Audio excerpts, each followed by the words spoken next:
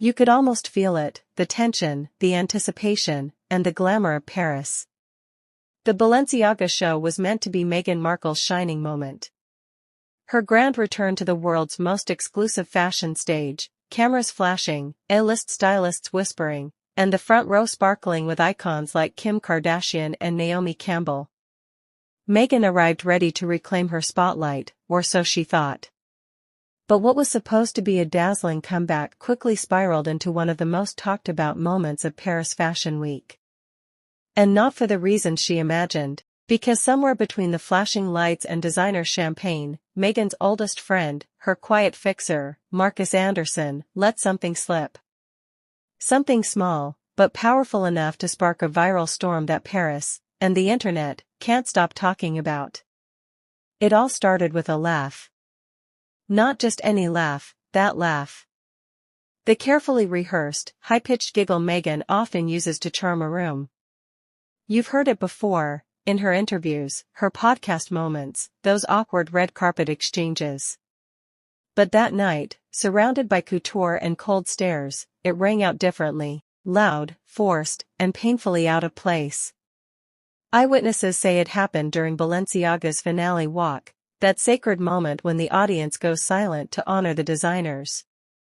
Yet, there she was, tilting her head back, laughing at something Marcus whispered. The cameras caught it. Influencers turned. Within seconds, the clip was online. Meghan Markle laughing, not politely, but like she was front row at a comedy club. And beside her? Marcus Anderson, the man who once introduced her to Prince Harry, the gatekeeper to her Hollywood network, and the silent architect of her image. Hours later, that same Marcus became the story.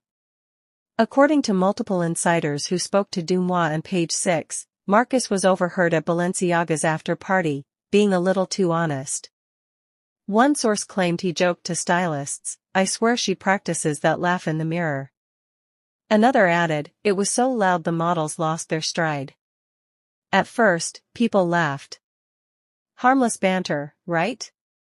But someone posted the quote online, with the caption, "Even her best friend is over it." Within hours, the internet exploded. TikToks, memes, remixes, looping Meghan's laugh over runway music. Brutal headlines followed. Paris rolls its eyes at Meghan Markle's Hollywood energy. From Duchess to Diva.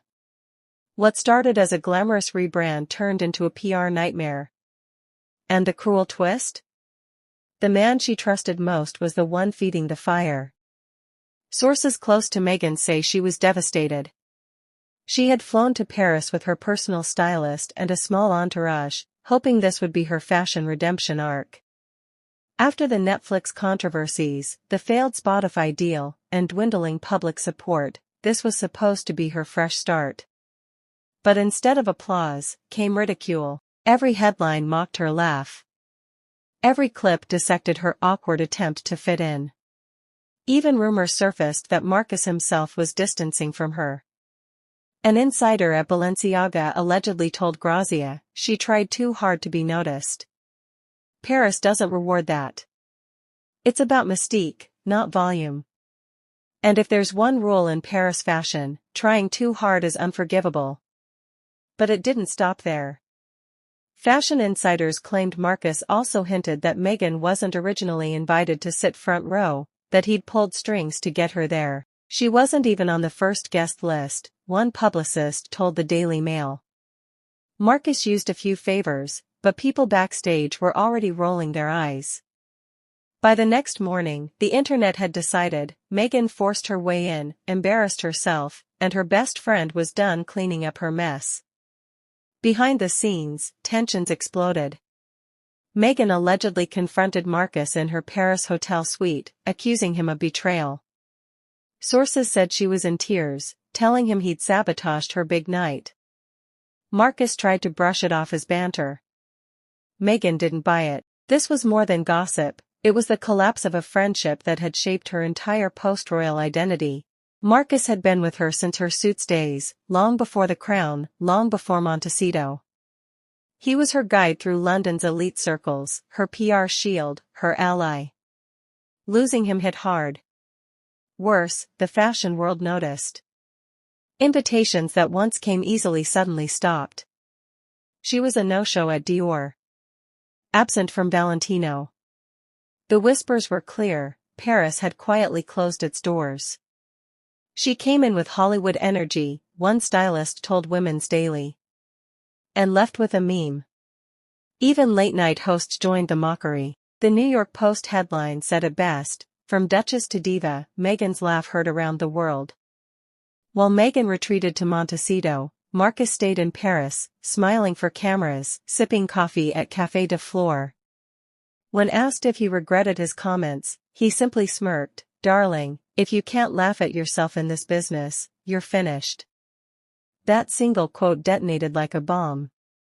It was the ultimate backhanded elegance, polite on the surface, cutting underneath.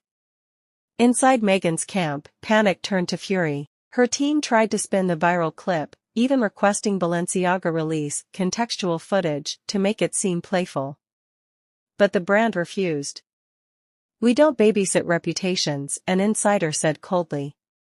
Hollywood began to turn, too. Meghan's American Riviera Orchard project was already under fire, and the Balenciaga debacle made her look out of touch. Insiders at Vogue even joked, she wanted to be Audrey Hepburn, but ended up like a real housewife at Fashion Week. Meanwhile, Marcus was rebranding himself, attending after-parties, charming editors, leaning into the buzz. "Paris isn't Montecito," he told one stylist, a line that went viral within hours. #Paris isn't Montecito trended on Twitter for 2 days straight. Back in California, Meghan was furious. Sources claim she accused Marcus of using her name for clout, of betraying her to elevate himself. But perhaps Marcus was simply done being her fixer. For years, he'd smoothed her path, now, maybe, he was ready to stand on his own. By then, the damage was irreversible. Partnerships paused. Invitations vanished. Vogue's post-Fashion Week issue didn't mention her once. Marcus, however, was everywhere. Balenciaga insiders whispered that he'd become a new mystery muse. Meghan, meanwhile, was left replaying that viral clip, insisting to friends, "I wasn't that loud." Her world was shrinking. TikTok launched the Meghan Laugh Challenge. Memes flooded the internet. And Marcus? He stayed silent, no apology, no denial. Which only made him seem more powerful. Desperate, Meghan reportedly sent him one last message, part apology, part accusation. He never replied. Instead, he quietly unfollowed her on Instagram. And just like that, a decade-long friendship ended not with words, but with an unfollow.